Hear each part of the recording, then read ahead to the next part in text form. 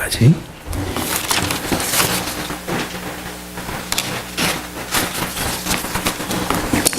사도행전 2장 29절에서 42절. 자, 우리 한 목소리로 같이 읽습니다.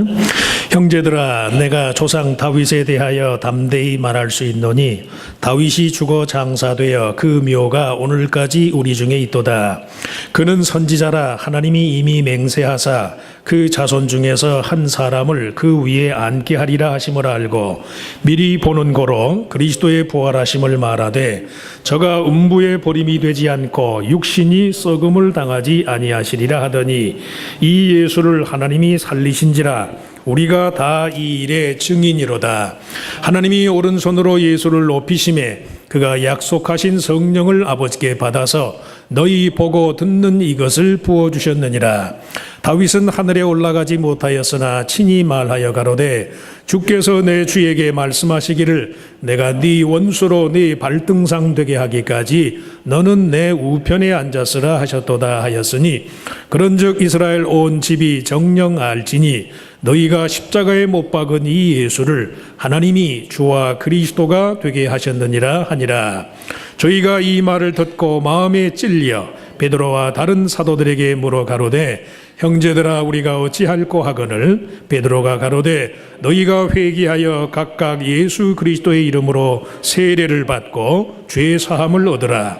그리하면 성령을 선물로 받으리니 이 약속은 너희와 너희 자녀와 모든 먼데 사람 곧 주 우리 하나님이 얼마든지 부르시는 자들에게 하신 것이라 하고 또 여러 말로 확증하며 권하여 가로되 너희가 이 패역한 세대에서 구원을 받으라 하니 그 말을 받는 사람들은 세례를 받음에 이날에 제자의 수가 3,000이나 더하더라. 아멘. 성가대에 특별 찬양이 있겠습니다.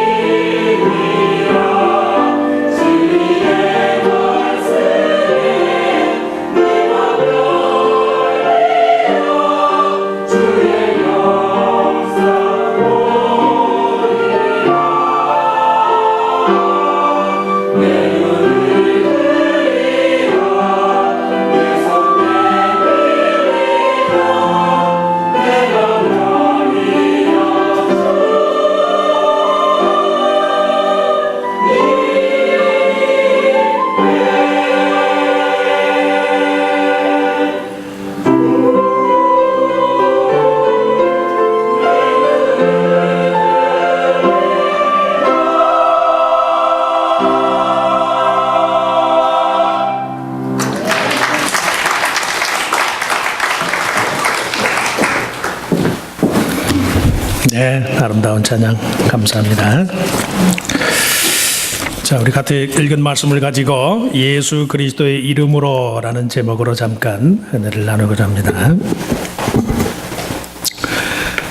엠마누엘 르비나스라는 유대인 종교 철학자가 있어요. 철학자의 견해에 따르면 죽음이 뭐냐? 죽음이란 자신이 할 수 있는 것을 더 이상 할 수 없는 상태에 들게 되는 것이 죽음이다. 내가 할 수 있는 것을 더 이상 할 수 없는 상태에 들어가는 것이 그게 죽음이에요. 나 자신의 그 동일성을요, 더 이상 내게서 찾을 수 없는 상태, 내가 나로 존재할 수 없는 상태가 바로 죽음이다. 이 죽음 앞에서 인간은 아무것도 할 수 없다는 점에서 죽음은 삶의 주체자인 나 자신이 아무것도 할 수 없는 상태에 빠지는 그 사람은 이것을 가리켜서 전적인 수동성의 경험이다. 수동적이라는 말씀이 아무것도 내가 할 수 있는 게 없어요. 죽음으로써 나는 더 이상 나로서 있을 수가 없게 되고 나의 정체성과 자아 그리고 온갖 아름다운 기억들이 사라져버리는 것이다. 죽음도 나름대로 초월을 이루긴 해요. 근데 그 초월이라는 것이 죽음으로 인한 초월이라는 것이 나라는 주체가 소멸되는 초월이에요. 무의미와 비존재의 상태로 종속되고 마는 것이다. 그런 무미애로의 종속이 영원히 지속되는 까닭에 죽음은 우리들 각자의 현존을 잃어버리는 상실과 소외의 사건이다. 오늘 말씀에 베드로가 예수 그리스도의 부활에 관해서 설교하면서요, 31절 말씀에 보면 저가 음부에 버림이 되지 않고 라는 음부라는 말이 나와요. 신약성경에 나오는 음부라는 말의 히브리적인 의미는 수올, 돌아올 수 없는 땅, the land of no return, 돌아올 수 없는 땅, 영원한 상실과 소외의 장소에로 빠져드는 그런 것이 그게 죽음이고 그것이 모든 인간의 보편적인 운명이다. 그렇게 말해요. 왜 이런 말씀을 드리느냐? 믿음은요, 어떤 의미에서 상실과 소외라는 우리의 삶의 측면들을 어떻게 이해하고 받아들일 것인가? 그것에 관한 문제. 더 이상 내가 나로서 존재할 수 없는 상황, 나 자신의 정체성을 내게서 찾을 수 없는, 마치 돌아올 수 없는 땅으로 향해 가는 것만 같은 그런 상황 속에서요, 내 삶의 진로를 어떻게 설정해야 하는가? 이것에 대한 해답을 찾는 것이 믿음의 동기고 목적이라는 말씀이에요. 웬 주일 아침부터 믿음을 얘기하면서 죽음을 얘기하는가? 믿음의 동기를 죽음에 대한 깨달음에서 찾는다는 것이 창조주 하나님께 대한 진취적이고 희망적인 삶의 태도와 상반된 것이 아닌가? 이렇게 말할지 모르지만 실상은 그 반대예요. 그것이 더 참되고 바른 삶의 의미와 가치를 알게 해준다는 말씀이에요. 사람이 참으로 존재할 수 있는 길, 영생의 길을 찾을 수 있는 방법이 되기 때문에. 오순절 성령 강림 사건이 있고 난 후에 성령 충만의 능력을 경험한 사도 베드로의 첫 번째 설교가요, 예수의 부활, 하나님께서 그를 다시 살리신 일에 관한 것이었다는 성경의 기록이 주는 교훈도 바로 여기 있어요. 너희가 십자가에 못 박은 이 예수를 하나님이 주와 그리스도가 되게 하셨느니라. 이 말씀은 단지 나사렛 예수의 무슨 기독론적인 우월성이나 타종교에 대한 배타성을 말하기 위함이 아니, 어떤 사람은 왜 기독교가 배타적이라고 말하는데 기독교의 배타성을 말하는 게 아니에요. 베드로의 설교는 예수를 믿는 믿음 안에서 경험하는 죽음의 한계 상황, 무미와 비존재를 강요당하는 현실 상황에 대한 극복이 어떻게 가능해졌는가, 이것을 가르치기 위한 그런 말씀이에요. 나사렛 예수 그리스도의 삶과 죽음 그리고 그의 부활을 통해서 하나님이 얼마나 큰 일을 이룩하셨는가에 대한 깨우침을 통해서요, 죽음 앞에서 사람이 아무것도 할 수 없다는 그런 무미와 비존재의 자화상을 떨쳐버릴 수 있다는 말씀이에요. 회개, 오늘 말씀도 그런 표현이 여러 번 나옵니다만은 회개, 세례, 죄사함, 성령 충만, 이런 말들은 결코 관념적이거나 종교적인 용어가 아니에요. 죽음에 대한 새로운 체험을 통해서 얻어진 변화된 삶의 의미와 깨달음을 내포하는 그런 의미들이, 그래서 우리가 예수를 잘 믿기 위해서는 죽음이라는 인간의 보편적인 한계 상황을 알아야 돼요. 그리고 그것을 넘어서도록 하기 위해서 하나님께서 그리스도 안에서 어떤 일을 행하셨는가, 이걸 아셔야 된다고. 그렇지 않으면요, 그거 없는 상태에서 연세가 드시고, 요새는 연세 드신 분들뿐만이 아니에요. 젊은 사람들도 삶의 의미와 삶의 가치를 발견하지 못하니까요. 겉은 멀쩡한데, 겉은 젊어 보이는데 생각이 아주 그냥 허무지에 빠진 사람들이 얼마나 많은지 몰라요. 죽음에 대한 새로운 인식을 통해서 얻어진 변화된 삶의 의미와 깨달음, 죽음이라는 보편적인 한계 상황을 넘어설 수 있게 하기 위해서 하나님이 그리스도 안에서 우리를 위해서 무슨 일을 행하셨는가? 첫째, 하나님께서는요, 십자가에 못 박혀 죽으신 예수 그리스도를 다시 살리심으로써 그의 영혼의 동반자가 되어주셨어요. 영혼의 동반자. 무슨 동반자? 영혼의 동반자. 다윗의 예언을 빌려 베드로가 한 말, 즉 저가 음부에 버림이 되지 않고라는 이 말에는 예수 그리스도 역시요, 그의 죽음 이후의 행선지가 음부, 망각의 세계, the land of no return, 돌아오지 않는 세계, 그 망각의 세계, 영원한 상실과 소외의 장소였다는 점에서 그리스도의 죽음이나 우리 모두의 죽음이나 그 의미가 별로 다르지 않아요. 어쩌면 하나님의 독생자로서 자신의 죽음을 통해서 인류의 죄를 담당하는 대속자의 운명을 짊어졌다는 점에서요, 그리스도의 죽음은 우리가 당하는 것보다도 몇 번이나 비참하고 서러웠을 거예요. 남의 가슴 아프게 하고 남에게 악한 일 많이 하면서 죽으면 글쎄 조금 서러움이 덜하려나? 자기 목숨을 대속물로 내어주기까지 하면서 자기에 있는 모든 걸 다 내어주면서도 주님이 죽으셔야만 했으니까요, 그 죽음의 의미가 얼마나 서러웠겠느냐는 말씀이, 말 그대로 영혼이 음부에 처하는 것과 같은 그런 고통을 감당하신 거예요. 그래서 구약 성경에 보면 일찍이 이사야 서지자는요, 이사야에서 53장에서 11절 말씀에 예수 그리스도의 메시아의 수고에 대한 예언의 말씀을 통해서 그가 자기 영혼에 수고한 것을 보고 만족하게 여길 것이라, 나의 의로운 종이 자기 지식으로 많은 사람을 의롭게 하며 또 그들의 죄악을 친히 담당하리로다. 예수님이 그런 수고를 감당하신 채로 죽으셨어요. 평생 내가 나만 위해 살다가 죽어도 그 죽음이 서러운데, 당신의 생명을 들여서 인류를 위한 대속의 삶을 사시다가 그렇게 죽으신 예수님이 얼마나 서러우셨겠느냐는 말씀이, 메시아이신 그리스도조차 망연히 당할 수밖에 없는 것이 죽음의 권세이지만 그의 부활은요, 그의 전적인 수동성의 경험을 능가하는 하나님 편에 능동적인 역사가 내포되어 있음을 보여준다는 말씀이, 우리가 신앙생활 하면서도 십자가에 예수님이 나를 위해서 십자가상에서 대신 달려 죽으셨다라는 이 십자가의 대속을 교리적으로만 이해하는 사람들에게는요, 그리스도의 고통과 순환이 그저 하나님 편의 필연적인 법칙에 따라서 행하여진 사건이다, 이렇게 생각될 수 있어요. 하지만 사도행전의 저자인 누가는요, 당시 헬라 사회에서 활동하던 의사야, 의사.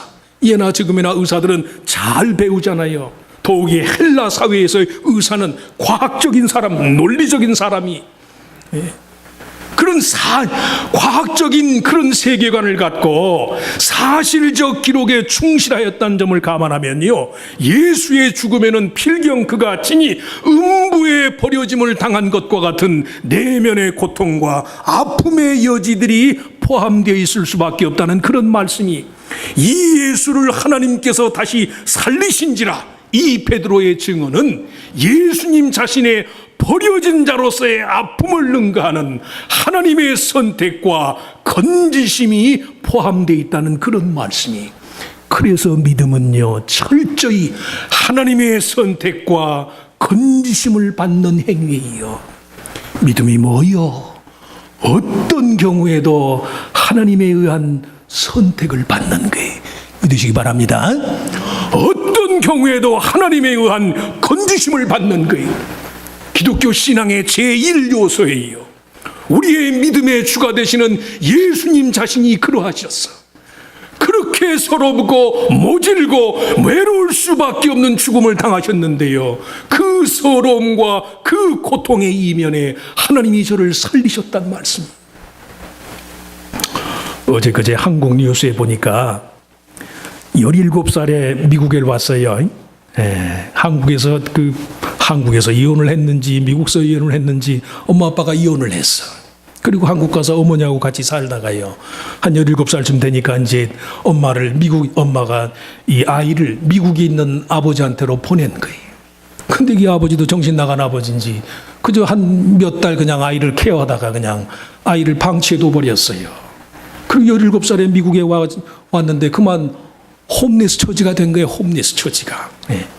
부모의 이혼으로 미국에서 혼자 힘들게 살다가, 근데 미국에 온 지 3년 만에요, 하버드 대학교에 전액 장학생으로 입학하게 됐어요. 강찬이야, 강찬. 한국 뉴스에도 아주 그냥 대서 특별을 했더라고. 뉴욕의 롱아일랜드 서포 카운티에 위치한 사우트 헌팅턴 월터 위트먼 고등학교에 다니는 올해 나이 20살, 고등학교를 훨씬 졸업할 나이인데도 뭐 한국에서 왔으니까. 올해 나이 20살. 3년 전 어머니에 의해서 아버지가 살고 있는 미국으로 보내졌는데요, 아버지마저 그를 돌보지 않자 홈레스가 되고 말았어요. 두렵지요. 사춘기가 다 돼서 미국에 왔으니까 얼마나 예민한 나이야. 두렵고 캄캄하고, 그런데도 내가 해야 할 일을 하면 무서울 게 없다. 참 멋있는 말이. 아주 정신이 똑바로 바뀌어. 내가 할 일을 하면 무서울 게 없을 것이다. 아무래도 고등학생이니까 공부해야지. 공부를 열심히 했어요. 집이 없으니까 어떻게, 친구들 집을 전전하면서 마음씨 좋은 미국 백인 친구 어머니가 너 그럼 우리 집 와서 살아라. 거라지 한 켠에다가 방을 만들어가지고 거기서 토부살이를 하면서. 두려웠지만 내가 해야 할 일을 하면 무서울 게 없다는 생각으로 열심히 노력했고요. 그런 그의 용기를 알아본 주위 사람들이 안경을 사주기도 하고, 자전거로 통학을 하니까 자전거가 망가지면 자기 집 자전거를 더해주기도 하고, 차는 사줄 그런 형편은 여의치 않으니까 자전거를 고쳐주기도 하고. 그런 가운데서도 열심히 공부해서 학교 성적을 아주 우수하게 졸업을 하고, 한국에서 너 어지간히 다 피아노들을 다 치잖아요. 한국서부터 그 피아노를 쳤으니까 미국 와서도 열심히 학교에서 피아노를 친 거예요. 그리고 학교에 밴드에 들어가가지고요, 피아노로 밴드 활동을 했어요. 그리고서는 그런 봉사 활동이 인정을 받아가지고 내셔널 오너 소사이어티 회원이 됐어요. 그런 저의 간증과 활동 내력을 인터뷰한 하버드 대학에서 전액 장학생으로 전형을 했어요. 야, 미국이 좋은 나라야.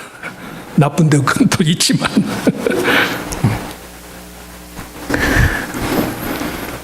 이 강군의 경우처럼 개인적이고요, 특별한 구원의 선택이 현실적으로 경험되는 수도 있어요. 어려웠는데 하나님이 도와주셔가지고 내 사업이 그냥 한순간에 피었습니다. 물론 그럴 수 있어요. 그 병이 의사도 못 고친다고 그랬는데 하나님이 그냥 어느 날 나를 그냥 뜨겁게 역사하더니 그냥 머리끝에서 발끝까지 땀이 나더니 병이 다 났습니다. 암덩이가 다 물러갔습니다. 아멘 할렐루야. 왜 그런 경우가 없으려고? 있겠지. 그러나 서로 그러지 않을 수 있을지도 모르지만, 베드로의 설교에 인용된 다윗의 시가 주는 교훈은요, 최소한 하나님의 선택과 건지심에 대한 모형론적인 이해가 가능하다는 말씀. 모형. 구원이 믿는 자의 삶의 모형이 되는 거예요. 모형.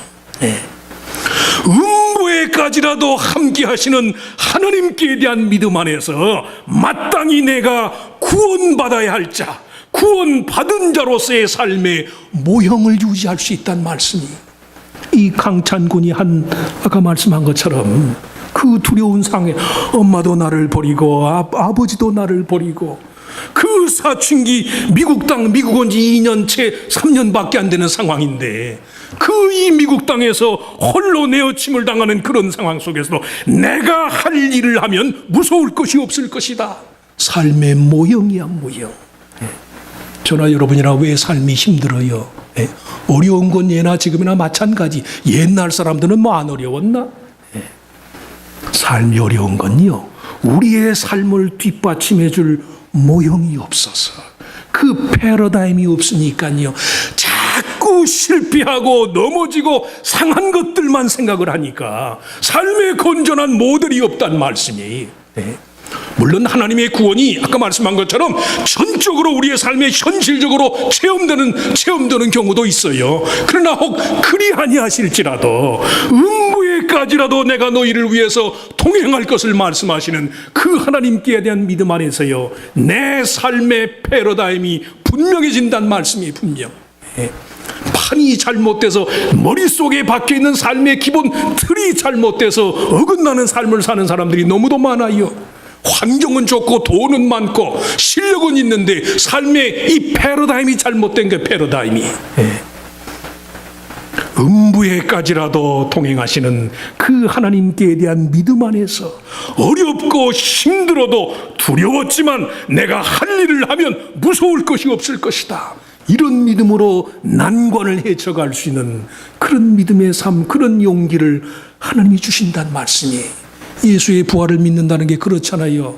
이다메르가 죽은 다음에 이 세상 마지막 날 예수님 다시 와서 죽은 다음에 우리가 살아난들 그게 무슨 의미가 있을까? 정말로 내가 이 세상 끝나는 날 다시 살 자라면 내가 이 땅에 몸을 갖고 사는 동안에 아무리 어렵고 힘든 상황 속에서도 그 영혼이 살아나야지, 그 모형이 살아나야지. 그래서 개인을 살리고 가정을 살리고 교회를 살려야지. 그렇잖아요.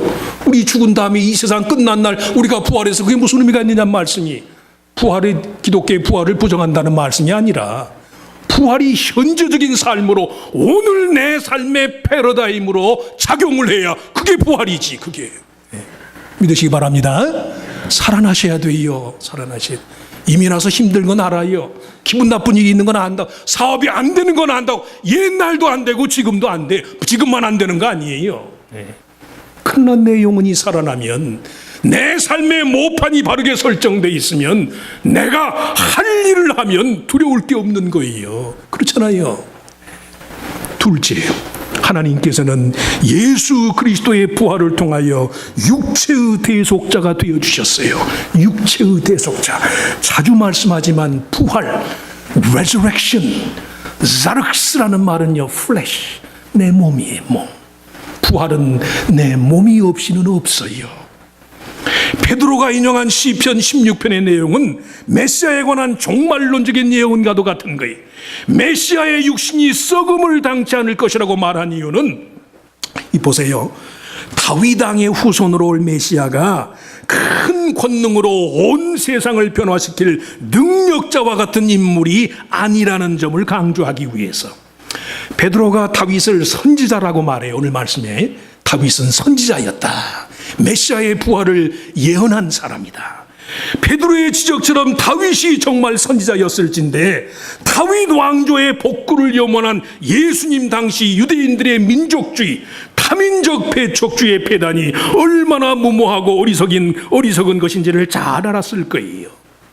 사회가 변하고 삶의 외부적인 조건이 변화되기를 바라기보다 자기 스스로의 변화를 이끌어내는 것이 그게 메시아의 역할이고 그를 믿고 의지하는 신앙인의 택할 길이라는 말씀이, 메시아는요 오히려 이 세상을 들었다 놨다 하는 그런 정치적인 그런 분이 아니라 메시아는 삶의 가장 기초적인 차원에서 하나님 아버지의 보호와 사랑의 배려를 경험할 줄 아는 그런 분이에요. 히브리서 5장에 보면 예수님을 구약에 나오는 많은 제사장들과 비교하면서 설명을 해요. 예수 그리스도의 우월한 제사장직에 대해서 설명하면서 히브리서 기자가 이렇게 말해요. 그는 육체에 계실 때에 자기를 죽음에서 능히 구원하실 이에게 심한 통곡과 눈물로 간구와 소원을 올렸고 그의 경건하심으로 말미암아 들으심을 얻었느니라. 잘 들으세요. 그가 아들이시라도 받으신 고난으로 순종함을 배워서 온전하게 되셨은즉 자기에게 순종하는 모든 자에게 영원한 구원의 근원이 되시고 하나님께 멜기세덱의 반차를 따른 대제사장이라 칭하심을 받으셨느니라. 하나님의 아들의 몸으로 이 세상에 오셨으면서도요, 예수님의 일생이 몸으로 당한 고난의 삶이, 몸으로 아픔과 몸으로 배고픔과 몸으로 굶주림과 몸으로 배신과 마지막으로 몸으로 죽으심을 당하기까지의 사역이에요. 왜 이런 말씀을 드리겠어요? 우리의 몸이 가장 정직해요. 내 몸이 가장 정직하다고. 기독교 신앙을 받아들이는 처음부터 우리들 각자의 몸으로 경험하고 확인하는 대속의 경험이 없이는 신앙의 모든 내용이 불완전하고 허무할 수밖에 없다는 사실을 알아야 돼요. 베드로의 설교에서 마음에 찔림을 받은 경건한 유대인들이 형제들아 우리가 어찌할꼬 그렇게 묻는 그들의 물음에 대해 너희가 각각 회개하여 예수 그리스도의 이름으로 세례를 받고 죄 사함을 받으라. 베드로가 그렇게 말해요. 근데 그 당시에 세례라는 것은 유대인들의 입장에서 이방인들로 하여금 유대인의 반열에 들도록 하기 위한 예식 절차야. 세례라는 행위 자체가 부정한 것을 정결케 하는 취지를 담고 있다는 그런 말씀이, 그 말씀은 세례 받고자 하는 스스로 자기 자신을 가리켜 온전치 못하고 불의한 자이기 때문에 내 몸에, 내 몸뚱아리를 주님 깨끗게 해주셔야만 되겠습니다. 이런 믿음이 수반한다는 말씀이에요. 내 몸이 하나님에 의해서 온전케 됨을 받아야 할 자로서의 인식이 있어야만 하나님의 자녀가 될 수 있고 거기서 하나님의 변화의 역사가 일어난다는 그런 말씀이, 말장난, 개념의 유희, 이게 아니라 정말로 내 몸이 하나님으로 말미암아 깨끗해지고자 하는 마음으로 내 자신을 하나님께 드릴 수 있을 때라야만 우리는 비로소요 가정과 교회와 세계, 세상을 변화시킬 수 있어요. 무슨 말씀이 내가 은혜를 받지 아니하고 나를 만져주시는 하나님 아버지의 사랑의 손길을 내가 누리고 경험하지 못한 상태에서 세상의 변화와 같은 건 없어요.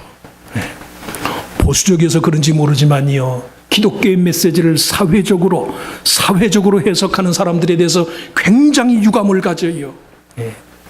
신앙은 아니에요. 말로 떠드는 게 아니에요.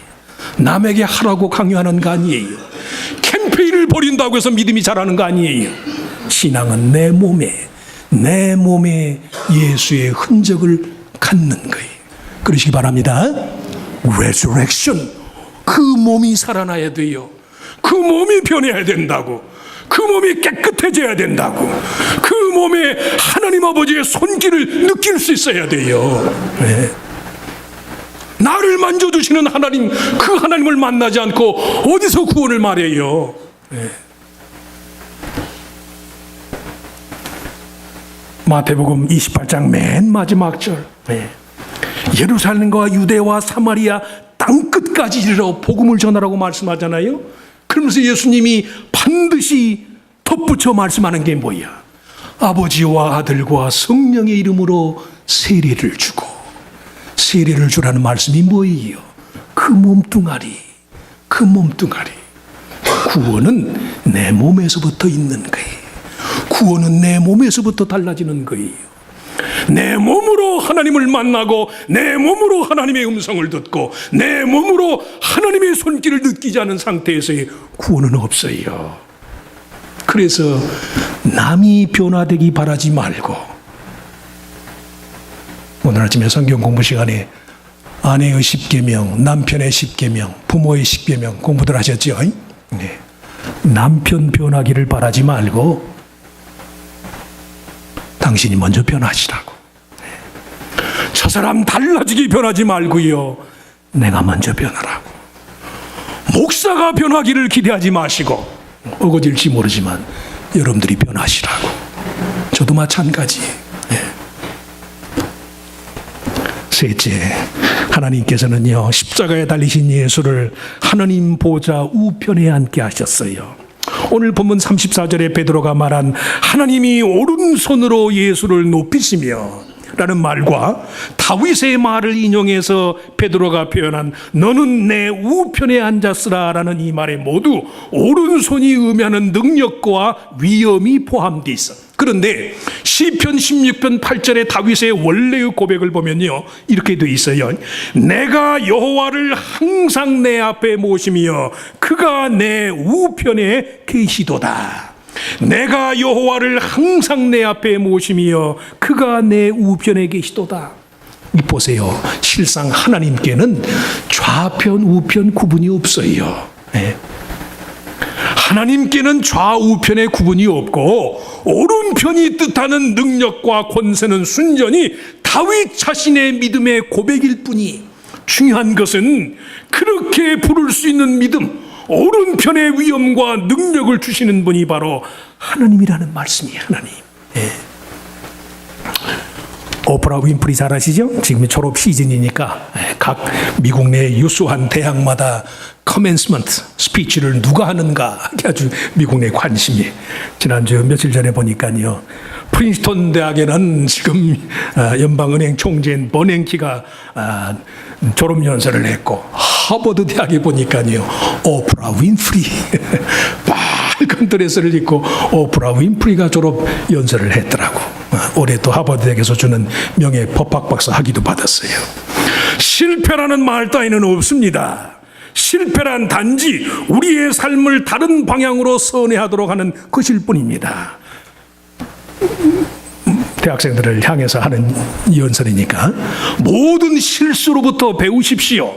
왜냐하면 각각의 경험과 마주침, 그리고 특별히 여러분의 실수가 사실은 여러분의 스승이며 꼭 되어야 할 여러분 자신의 모습을 갖추도록 해주기 때문입니다. 그리고선 연설 말미에 하월 떨먼이라는 오래전에 작고한 신학자의 그 말을 인용해 가지고요, 이런 얘기를 했어요. 세상이 어떤 사람을 필요로 하는지를 알려고 하지 말고 여러분 자신을 깨우치고 즐겁게 해주는 것이 무엇인지를 찾아 이행하십시오. 어차피 세상은 깨어있는 사람들의 몫일 뿐입니다.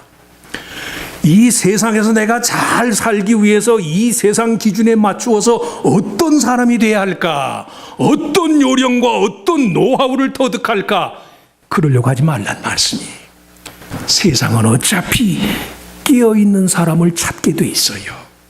아까 처음 말한 강찬군처럼 내가 마땅히 할 일을 하면 두려울 게 없는 거예요.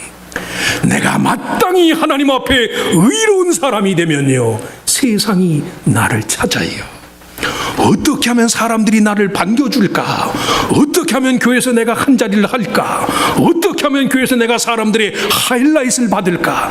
목사가 어떻게 하면 교인들의 마음을 좀 들었다 놨다 할 수 있을까?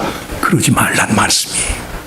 하나님 앞에 바로 서고 하나님이 내 우편에 계시고 하나님이 나를 위하시고 하나님이 나를 사랑하신다는 그 믿음으로 하나님 앞에 당당히 설 수 있으면요, 세상은 반드시 그런 사람들의 몫이에요.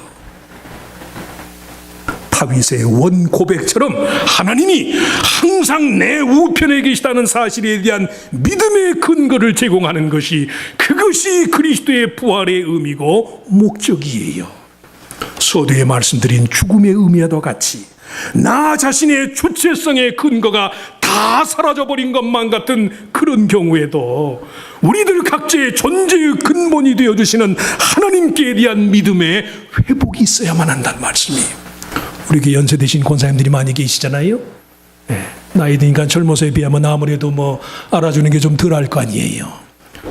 어쩌가 목사가 생각도 없이 전혀